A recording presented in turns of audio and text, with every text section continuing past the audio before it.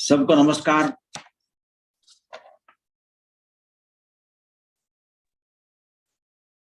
राष्ट्र और नेशन दो शब्दों का ट्रांसलेशन समानार्थी करने से ही समय ऑडिबल ना हो। Yes, you're audible. ठीक है, कारण सारा कंफ्यूजन हुआ है। उसी तरह सेकुलरिज्म हिंदू, इसमें लोगों को कंफ्यूजन है। रिलीजन एंड धर्म, इसमें कंफ्यूजन है। रिलीजन को हम उपासना कहेंगे, धर्म एकदम अलग है। उन दोनों का उपयोग साथ साथ करने से काफी कंफ्यूजन निर्माण होता है। अभी परसों मैं बात कर रहा था, एक ने कहा कि हिंदू तो बचपन से सेकुलर होता है। मैंने पूछा इसका अर्थ क्या है? तो सभी रिलीजन्स को समान रूप से देखता है। मैंने कहा वो तो हिंदू है, हिंदू होना पर्याप्त है, उसको सेकुलर बनने की जरूरत नहीं है। क्योंकि सेकुलरिज्म ये एकदम अभी 400 साल पहले की बात है। हिंदू शब्द बहुत पुराना है।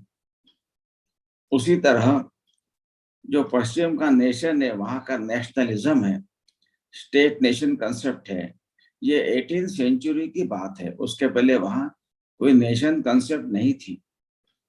और वहां का नेशन ये race based, religion based, language based मुख्यतः रहा है। और उन भारत में राष्ट्र शब्द का उल्लेख वेद काल से है। वेदों में अनेक ऋचाओं में संस्कृत में राष्ट्र शब्द की जितनी विभक्तियां होती है, सभी का उल्लेख है। राष्ट्रः, राष्ट्रम, राष्ट्रेण, राष्ट्राय, राष्ट्रस्य, राष्ट्रे, इन सब का उल्लेख हुआ है। इसलिए राष्ट्र को समझना आवश्यक है भारत के संदर्भ में।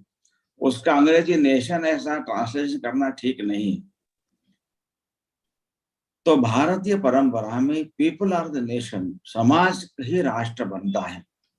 समाज के एक जीवन की आकांक्षा होती है। जिस भूमि पर समाज जीता है, उस भूमि के बारे में एक माता के नाते उसका एक लगाव होता है और सब में आपस में जुड़ा हुआ एक बंधन होता है। सबको साथ लेकर आगे बढ़ने की भावना होती है, परस्पर से जुड़ा होता है, उसको राष्ट्र कहा गया है। और इसलिए भारत में अनेक भाषाएं बोली जाती है, अनेक जातियों के नाम से लोग जाने जाते हैं, अनेक देवताओं की उपासना लोग करते हुए दिखते हैं। उनके खान पान की पद्धतियां भी अलग अलग है, उनके पहनने के वेश भी वहां की आबो हवा के अनुसार अलग अलग होते हैं। फिर भी इन सबको परस्पर जोड़ने वाला जो सूत्र है वो भारत का अध्यात्म आधारित जीवन का दृष्टिकोण है, spirituality based view of life कहेंगे। That's why it sees the entire creation connected. ईशावास्यम इदम सर्वम यत्किंच जगत्याम जगत, ऐसा कहा। इसलिए वसुधैव कुटुंबकम की बात भारत हमेशा करता आया है कि वो किसी को पराया मानता ही नहीं है। और इसलिए इस व्यू ऑफ लाइफ ने भारत के लोगों की सामूहिक एक पर्सनैलिटी क्रिएट की है। इस पर्सनैलिटी के 4 मुख्य सेलिएंट फीचर्स हम कह सकते हैं। पहला है कि ईश्वर कहिए, ट्रुथ कहिए, वो एक ही है। उसे बुलाने के नाम अनेक हो सकते हैं। Learned people call it by different names and there can be different paths to reach there, परंतु वह एक ही है। तो एक को ही अनेक रूपों से लोग जानते हैं, अनेक नामों से जानते हैं, अनेक मार्गों से वहां तक पहुंच सकते हैं। एकम सत विप्रहा बहुधा वदंती, यह भारत का विचार रहा है। इसलिए स्वामी विवेकानंद ने 1893 के शिकागो स्पीच में कहा था, वी गो बियॉन्ड टॉलरेंस। यानी जब टॉलरेंस की बात होती है, आई कैन टॉलरेट यू, उसमें भी एक इंटॉलरेंस का एक भाव आता है। Because I want to hit और kill you, but because it doesn't look good, I will tolerate you till you get converted. ऐसा ही भाव लोगों के मन में था। और भारत ने कभी किसी को कन्वर्ट करने का प्रयत्न नहीं किया है। इसलिए विवेकानंद कहते हैं, we go beyond tolerance and we accept all ways to be true. सभी का स्वीकार करना, सो एक्सेप्टेंस ऑफ ऑल, ये वास्तव में भारतीय समाज की विशेषता रही है। यह अनेक प्रकार की उपासना पद्धतियां निर्माण होती रही है, आगे भी होती रहेगी, सभी के लिए मुख्यतः स्कोप है। तो नया विचार रखने से उसको धर्मद्रोह या विरोध या ब्लास्फेमी के लिए भी भारतीय भाषा में शब्द नहीं है, ऐसा भारत में कभी नहीं माना है। लेकिन ये ब्लास्फेमी भी यूरोप के मुख्यतः कंसेप्ट है। चर्च ऐसा मानता था कि सूर्य पृथ्वी के चक्कर काटता है। ब्रूनो नाम के साइंटिस्ट ने पहली बार कहा कि यह गलत है, वास्तव में सूर्य स्थिर है, पृथ्वी उसके इर्द गिर्द घूमती है। तो चर्च के खिलाफ कहने से, ब्लास्फेमी करने का उसको जिंदा जलाया गया। He was burnt alive। Galileo ने यही बात जब कही तब उसको जेल में डालकर टॉर्चर किया गया। इसलिए जिस निवेदिता के नाम से ये नेस्ट चल रहा है, उस निवेदिता का पुस्तक है the wave of Indian life. उसमें वो कहती है, भारत का वर्णन करती है कि ब्रूनो भारत में होता तो जिंदा जलाया नहीं जाता। एक प्रचलित मान्यता से अलग हटकर कोई विचार कहने के लिए किसी को जिंदा जलाया जाना, ये भारत की परंपरा नहीं है। वो लिखते हैं, गैलीलियो को कभी इस कारण जेल नहीं होती। यह जो भारत की विशेषता है, ये सारे समाज में, पूरे भारत के सभी लोग इसको पालन करते मानते हैं। दूसरी विशेषता है to see unity in diversity. एक ही तत्व डाइवर्स फॉर्म्स में मैनिफेस्ट हुआ है, इसलिए उनके भीतर रहने वाले अंडरलाइंग यूनिटी को देखने की भारत की दृष्टि है। इसलिए भारत का वर्णन India is a country of diverse cultures ऐसा कहना ठीक नहीं है। वास्तव में सही बात ऐसी है, India has a culture that celebrates diversity. और सारे भारत में ऐसे विविधता का उत्सव मनाने की परंपरा, ट्रेडिशन रही है, यह ध्यान में आता है। तीसरा सेलिएंट फीचर है कि भारत मानता है इसलिए कि every soul is potentially divine. प्रत्येक व्यक्ति में ईश्वर का अंश है। यह स्त्री पुरुष दोनों को समान रूप से यह लागू होता है। तो स्त्री पुरुष दोनों में, मैन एंड वुमन, ये पोटेंशियल डिविनिटी समान रूप से विद्यमान है। और मनुष्य का अंतिम लक्ष्य इस अंदर के डिविनिटी को मैनिफेस्ट करते हुए मोक्ष पाना है। इसके 4 मेजर मार्ग बताए हैं, वर्क, वर्शिप, साइकिक कंट्रोल और मेडिटेशन, यानी कर्मयोग, भक्ति योग, ज्ञान योग, राजयोग। बीइंग एक्सक्लूसिव, ये वास्तव में भारत का विचार नहीं है। भारत का विचार हमेशा इंक्लूसिव रहा है। इसलिए विवेकानंद कहते हैं कि ये 4 में से कोई भी एक लो, या आप एक साथ 2 भी ले सकते हैं, और मोर और ऑल एंड बी फ्री। प्रत्येक व्यक्ति का मुक्त के तरफ जाने का जो उपासना का मार्ग है, it can be varied composition of this 4 major ways, bhakti yoga, कर्म योग, ज्ञान योग, ध्यान योग। तो एक ही परिवार में एक भाई का कंपोजिशन अलग होगा, दूसरे का अलग होगा, बहन का अलग हो सकता है। जो हमारे घर में ध्यान में आता है, कोई सोमवार को व्रत करता है, कोई मंगलवार करता है, कोई गुरुवार करेगा, कोई नहीं भी करेगा, कोई सूर्य को अर्घ्य देगा, कोई राम जी के मंदिर में जाएगा, कोई देवी के मंदिर में जाएगा, कोई निर्गुण निराकार की उपासना करेगा। ये सब बातें अलाउड है। इन सारी बातों को मिलाकर एक भारत की पर्सनैलिटी बनी है। इसलिए भारत के सभी घरों में जो पूजा घर होते, वहां अनेक प्रकार के देवी देवताओं के चित्र होते हैं। कोई नया व्यक्ति किसी एक आध्यात्मिक गुरु, महिला, पुरुष ऐसा चित्र लेकर आता है, बाकी चित्रों को थोड़ा खिसका कर इसको रखने की एक सुविधा, इसको एकोमोडेट करने की सुविधा रहती है। ये अकोमोडेशन ये सारे भारत में समान रूप से देखने को मिलता है। यह भारत की जो पर्सनैलिटी बनी है, इसको साथ सारे भारत में रहने वाला, विविध भाषा बोलने वाला, विविध जातियों के नाम से जाना जाने वाला, विविध देवताओं की उपासना करने वाला, अनेक विभिन्न प्रकार के खान पान की विविधता, वेश की विविधता रखने वाला सारा समाज अपने आप को जोड़ता है। हाँ, ये हमारी विशेषता है, ऐसा ही मानता है। This is what connects us all together. एक नई पहचान हमको देती है। इस पहचान को दुनिया में हिंदुत्व यानी हिंदूनेस ऐसा कहा गया है। इसलिए हिंदू यहाँ भारत के लोगों का मतलब राष्ट्र का आइडेंटिटी है, उसका नाम भी है, उसका एडजेक्टिव विशेषण भी है। इसको समझने की मुख्यता आवश्यकता है। और इसलिए इस राष्ट्र के इस पहचान के साथ अपने आप को कनेक्ट करना, इसके पहचान के बारे में एक गौरव प्राइड फील करना, इसके महान तत्वों को अपने जीवन में चरितार्थ करते हुए बाय लिविंग द वैल्यूज स्वयं राष्ट्र का बनना।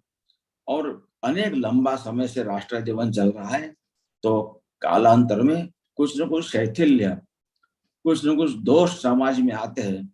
उन दोषों को दूर करने के लिए भी स्वयं इनिशिएट प्रयत्न करना, ये करना मतलब अपने आप को राष्ट्रीय मानना है। तो राष्ट्रीय होना यानी इस राष्ट्र की पहचान के साथ कनेक्ट करना, इसका गौरव महसूस करना, इसके मूल्यों को जीवन में उतारना और जो दोष निर्माण हुए उनको ठीक करने का प्रयत्न करना, यह राष्ट्रीय होना है। यहाँ का समाज राष्ट्रीय होना, इसका अर्थ यह है। अब नेशन के साथ इसका संबंध नहीं जोड़ता है। नेशन, इसलिए नेशनलिज्म ये भारत के लिए लागू होता नहीं है। ये नेशन नेशनलिज्म ये एकदम 18वीं शताब्दी की उपज है। वहां के नेशनलिज्म ने जो स्टेट रिलेटेड मुख्यतः रहा है, जिसका आधार common race, common religion, common language ऐसा मुख्यतः रहा है, उन्होंने अपने राज्य विस्तार के लिए लोगों पर अत्याचार की है, हत्याएं की है, युद्ध लादे हैं। इसलिए यहाँ पर राष्ट्र को नेशन कहना ही गलत है। इसलिए यहाँ पर नेशनलिज्म नहीं है, हम राष्ट्रवादी नहीं है। राष्ट्रीय होना यानी गुणात्मक कॉनोटेशन उसका है, अर्थ है। इसको हमने समझना चाहिए। कई बार लोग राष्ट्रीय को राष्ट्रवादी कहते हैं और राष्ट्रीय के गुणात्मक शब्द को ज्योग्राफिकल कॉनोटेशन प्राप्त हुआ है। मैं कई बार उदाहरण देता हूँ कि एक व्यक्ति मुझे मिले दिल्ली में, कहा कि ये रमेश है, एक वर्ल्ड के बीजेपी के अध्यक्ष है। ये आदेश गुप्ता जी हैं जो दिल्ली के राज्य के अध्यक्ष हैं, और जगत प्रकाश नड्डा जी राष्ट्रीय अध्यक्ष हैं। मैंने कहा ये बात सही नहीं है। सही क्या है? रमेश एक वर्ल्ड के अध्यक्ष है, आदेश जी गुप्ता एक राज्य के भाजपा के अध्यक्ष है, जगत जी नड्डा ये अखिल भारतीय अध्यक्ष है, और तीनों राष्ट्रीय है। हम चाहते भारत का प्रत्येक व्यक्ति वो किसी मजहब का उपासना करता हो, यहाँ के पुरखों की संतान है, वह इसके साथ जुड़ता है, इसका संबंध है, वह प्रत्येक व्यक्ति राष्ट्रीय बने। यानी जो पहले 4 बातें बताई, ऐसा होने का प्रयत्न करना चाहिए। इसको लेकर हम राष्ट्र को समझना आवश्यक है। ये राष्ट्र की एकता का भाव हमको किस तरह दिखता है? बहुत आसानी से। तो 2nd सेंचुरी में अपने देश से प्रताड़ित होकर जान बचाने के लिए जूस यहूदी ये मुंबई के पास आए। 6th सेंचुरी में पारसीज अपने धर्म को, अपने रिलीजन को बचाने के लिए गुजरात में आए, और 8वीं शताब्दी में 8th सेंचुरी में सीरियन क्रिश्चियंस केरल में गए। समय अलग अलग था। केरल में, महाराष्ट्र में, गुजरात में वहां के राजा अलग अलग थे, एक राजा नहीं था। वहां के लोगों अलग अलग भाषा बोलते थे, वहां के लोगों की व्यक्तिगत देवता भी अलग अलग थी। फिर भी तीनों का जो ट्रीटमेंट मिली, तीनों को वह समान रूप से मिली। सबका स्वागत किया गया, उनको अपने रिलीजन का पालन करने का स्वातंत्र मिला, अपने पूजा स्थल खड़े करने का उनको स्वातंत्र मिला, पूजा स्थल खड़े करने में स्थानिक लोगों ने सहायता की। Not a single incidence of discrimination, persecution, trying to convert them, ऐसा कहीं नहीं हुआ। जब राजा अलग थे, भाषाएं अलग थी, देवताएं अलग थी, व्हाट वाज कॉमन, तो ये भारत का राष्ट्र का विचार है, यह राष्ट्रीय विचार, राष्ट्रीय सोच, ये कॉमन था। हम देखते हैं एक फैजाबाद यानी अयोध्या के पास का स्थान है, वहां के एक वैज्ञानिक इसरो में अहमदाबाद में जॉब करते थे, उनकी बेटी हुई, उन्होंने बेटी का नाम कावेरी रखा। और फैजाबाद के व्यक्ति उत्तर प्रदेश का है, अहमदाबाद में जॉब कर रहा है, वास्तव में इसका संबंध कावेरी से क्या होना चाहिए? लेकिन पूरे भारत के बारे में, सभी नदियों के बारे में एक पवित्रता का भाव मन में है। एक कर्नाटक का एक परिवार है जो जो गुजरात में जॉब करते थे, उनकी दो बेटियां थी, एक बेटे का नाम सिंधु था, एक का शरयू था। अब कर्नाटक के व्यक्ति का सिंधु शरयू से संबंध क्या आता है? क्योंकि सहजता है। हमारे भावनगर का एक परिवार है, अपने नेस्लिंग है, उसका नाम झेलम है। महाराष्ट्र के दो लोग मुझे पता है, इनके परिवार में बेटी पैदा हुई, उन्होंने नाम रावी रखा है, ये परिवार पुणे में रहते हैं। तो संपूर्ण भारत के बारे में एक समानता का, एकता का भाव, इसलिए हमारे यहाँ चार धाम की यात्रा की परंपरा है। हमारे यहाँ द्वादश ज्योतिर्लिंग सारे भारत में व्याप्त है। और जो वैल्यू सिस्टम है, हम देखते हैं कि रावण तो ब्राह्मण था, हिंदू था, शिव जी का भक्त था, वेदों का जानकार था, परंतु सारे भारत में कहीं पर भी बालक का नाम परिवार में रावण कोई नहीं रखता है। तमिलनाडु में राम का विरोध, आर्यों का विरोध, उत्तर का विरोध नाम से एक द्रविड़ मूवमेंट चली है। उन्होंने भी रावण दहन, राम दहन करेंगे ऐसे स्लोगन्स बनाए, परंतु ये द्रविड़ कड़गम नाम की मूवमेंट शुरू करने वाले व्यक्ति का नाम रामास्वामी नायकर था। उन्हीं में से एक पार्टी बनी, उसके एमजी रामचंद्रन नाम के मुख्यमंत्री बने। तमिलनाडु में रामचंद्रन नाम मिलता है, केरल में रामन मिलता है, कर्नाटक में रामण्णा नाम है, आंध्र प्रदेश में एनटी रामाराव हो गए, महाराष्ट्र में रामराव है, अपने गुजरात में राम भाई है, पंजाब में राम सिंह है, उत्तर प्रदेश में राम प्रसाद है, रामावतार है, और बंगाल में राम मोहन राय हो गए। तो राम को लेकर, भरत को लेकर, शत्रुघ्न, लक्ष्मण, इन सब को लेकर नाम है, परंतु रावण नाम कहीं नहीं है। ये समानता, हमारी मूल्य व्यवस्था समान है, इसको लेकर ध्यान में आता है। इसलिए हमारे यहाँ ये राष्ट्र लोगों के मन का भाव है, जो आपस में एक दूसरे को जोड़कर एक समान आकांक्षा जीवन की वैल्यू सिस्टम लेकर चलता है, इसको समझना चाहिए। यह समाज रहने के लिए भूमि आवश्यक है, तो भूमि के साथ एक राज्य व्यवस्था होती है, उससे राज्य और भूमि मिलाकर देश बनता है। तो कंट्री यह है। अगर जैसे इजराइल के लोग कहते हैं कि 1800 वर्षा तक, for 1800 years they were out of their own country land, दुनिया के अनेक देशों में बिखरे थे, लेकिन लोग आपस में जुड़े थे।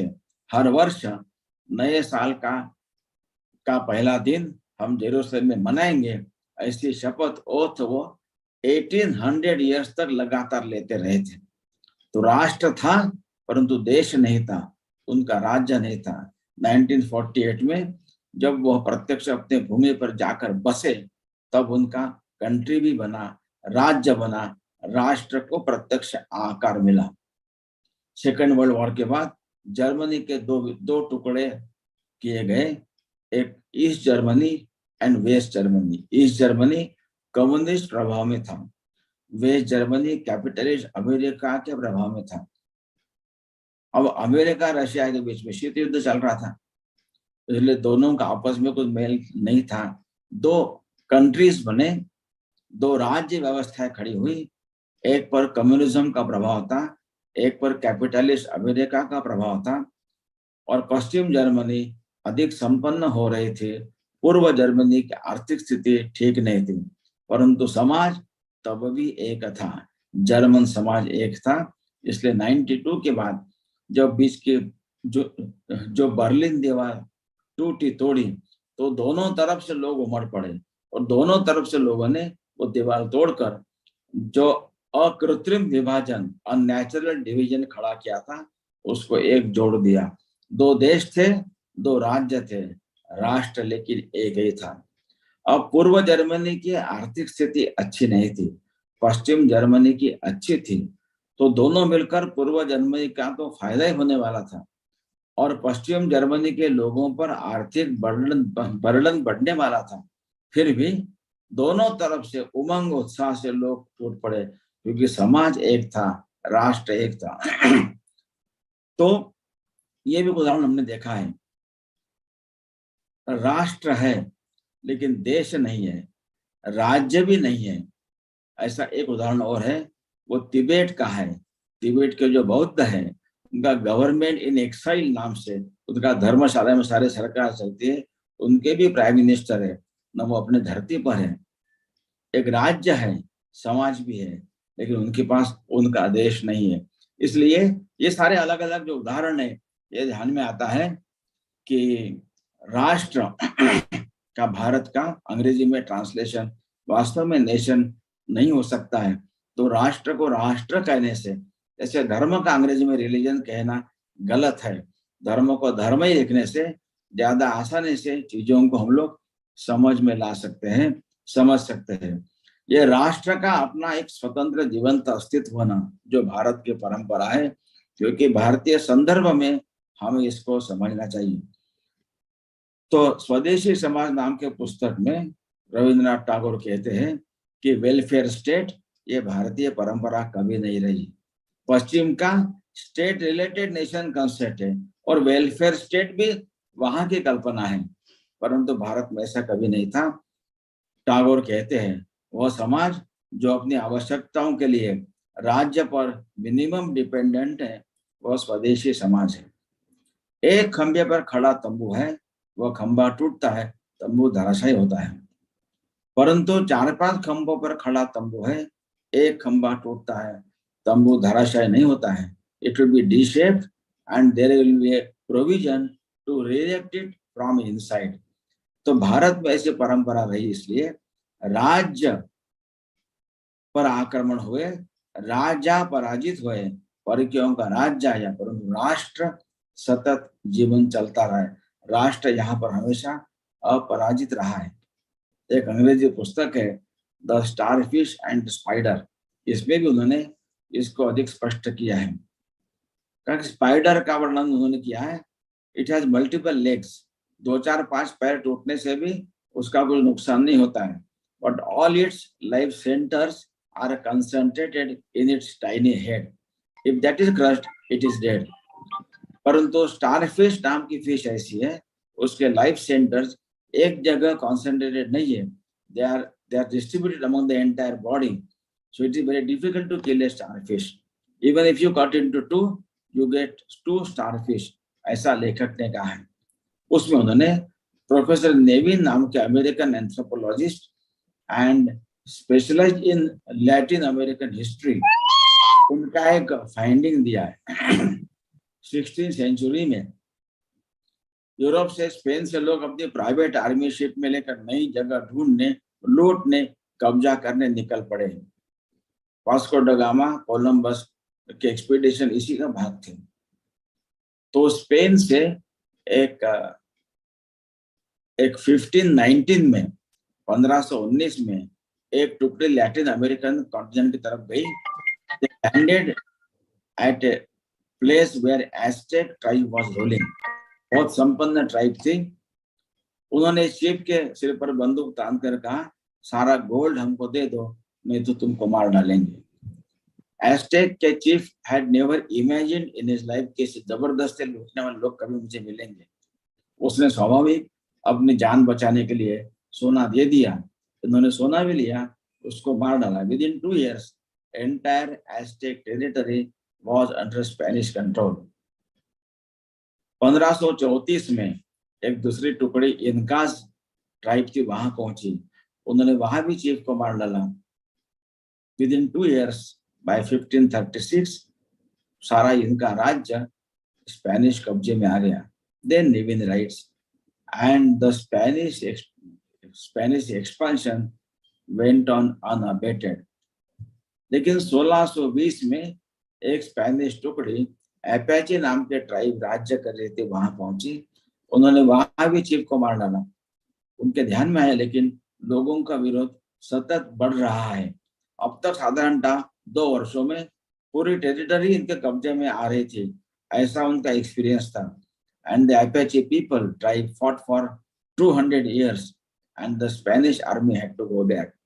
ये लिखकर प्रोफेसर नेविन लिखते हैं कि एस्टेक और इनकास के पास जाने वाली स्पेनिश आर्मी से एपेचे के पास जाने वाली आर्मी कमजोर नहीं थी। It wasn't weaker than this two armies, neither Apache had a stronger army than this two tribes. फिर ऐसा क्यों हुआ? So he rights, they were differently organised. सारी चीजें एक स्थान पर केंद्रित नहीं थी, और इसलिए उसका जो आगे लंबे समय तक संघर्ष करते हुए टिके रहना उसका भाग था। तो भारत की रचना मुख्यतः ऐसी हमेशा रही है, इसको हमको मुख्यतः समझना चाहिए। तो भूमि के साथ बाहर रहने वाले लोग, उसका भूमि के साथ एक लगाव, एक अपनापन निर्माण होता है। और भारत की परंपरा ऐसी है कि सर्वोच्च सम्मान देने के लिए हमारे यहाँ एक सर्वोच्च कृतज्ञता का भाव व्यक्त करने के लिए माँ की उपमा देने की हमारे यहाँ परंपरा है। इसलिए पहले नदी के किनारे शहर बसते थे, नदी से ही पानी मिलता था। पानी को संस्कृत में जीवन भी कहते हैं, इसलिए नदी के बारे में एक कृतज्ञता का भाव व्यक्त करने के लिए उसको भी माँ कहने की परंपरा है। इसलिए गंगा मैया है, नर्मदा मैया है। इस भूमि पर हमको खड़ा रहने का आधार मिलता है, अन्न जल वायु यहाँ मिलता है, इतने तरह तरह के वनस्पति हमको मिलते हैं। इसलिए भूमि के बारे में कृतज्ञता निर्माण करने के लिए, कहने के लिए इस भूमि को माँ कहना, भूमि मातरम, माता पृथ्वी पुत्रों पृथ्व्या, यह वास्तव में भारत की परंपरा रही है। ये पूरे राष्ट्र का एक समान प्रकार का बोध, एक धारणा है, इसको हमको समझना चाहिए। तो राज्य, राष्ट्र और देश ये परस्पर जुड़े हुए शब्द हैं, लेकिन उसमें थोड़ा अंतर है, इसको हमको समझना चाहिए। इसलिए मैंने संक्षेप में कुछ उदाहरण देकर सारा भारत के संदर्भ में मुख्यतः राष्ट्र का अर्थ क्या है, देश क्या होता है, इसलिए हमारे देश का विभाजन हुआ, ये बात सही है।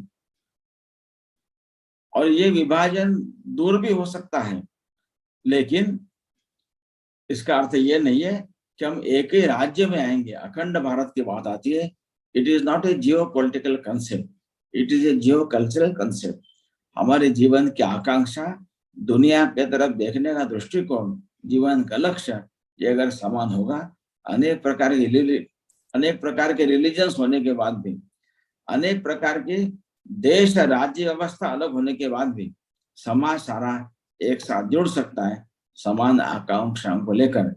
एक थोड़ा उदाहरण लेंगे तो नेपाल और भारत का उदाहरण लेंगे, तो दोनों में समान आकांक्षा आस्था है, देश अलग है, वहां पर राज्य करने वाले राज्य व्यवस्था अलग अलग है, लेकिन लोग परस्पर जुड़े हुए हैं।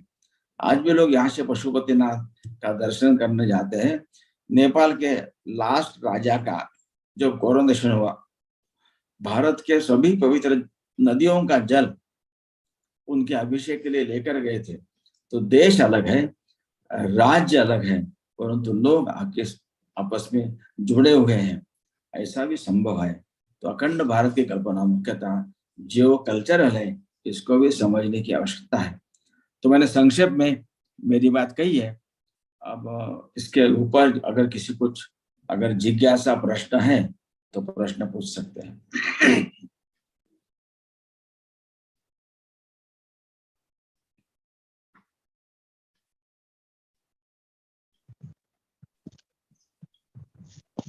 नमस्कार सर, मुझे एक प्रश्न था जी के टॉपिक से रिलेटेड। तो जो हम बात करते हैं राष्ट्र और ग्लोबल सिटीजन, एक वर्ड सुनने मिलता है, तो क्या ये कॉन्सेप्ट सेम है या इनमें सिमिलैरिटी है या अलग अलग है? ये ग्लोबल सिटीजन की बात किसने की है? नहीं, ये मेरे को माइंड में इस चीज का कंफ्यूजन है। मैं ये पूछ रही हूँ क्या ये सिमिलर है या ये अलग अलग है? नहीं, जैसे सिटीजनशिप हम वगैरह तो राज्य के साथ होती है। राष्ट्र के लिए तो राष्ट्र के अंगभूत घटक है, वी आर द कॉन्स्टिट्यूएंट, ऐसा कहते हैं। ये सिटीजनशिप कल्पना वगैरह राज्य के साथ जुड़ी हुई है। जी जी, नहीं जैसे हम सर कहते हैं ना कि ग्लोबल सिटीजन है या सब मतलब पूरे अर्थ को सेम बिलोंग करते हैं, तो ये कॉन्सेप्ट सुनने आता था या स्कूल में जैसे कभी पढ़ा करते थे थोड़ा बहुत, तो ये कैसे सिटीजन, डिफरेंस है? वो सिटीजन नहीं कहते, तो सारे पृथ्वी को माँ कहा है और मैं उसका पुत्र हूं ऐसा कहा है। माता पृथ्वी पुत्रहम पृथ्वी आया कहा है। सारे सारे पृथ्वी को ही हम अपना परिवार मानते हैं। हम आपस में रिलेटेड है, इसमें सिटीजनशिप नहीं आती है, ये शब्द नहीं आता है। दोनों कॉन्सेप्ट्स को आप लोग मिक्स मत कीजिए, तो अच्छा रहेगा, समझना आसान होगा। जी सर, थैंक यू।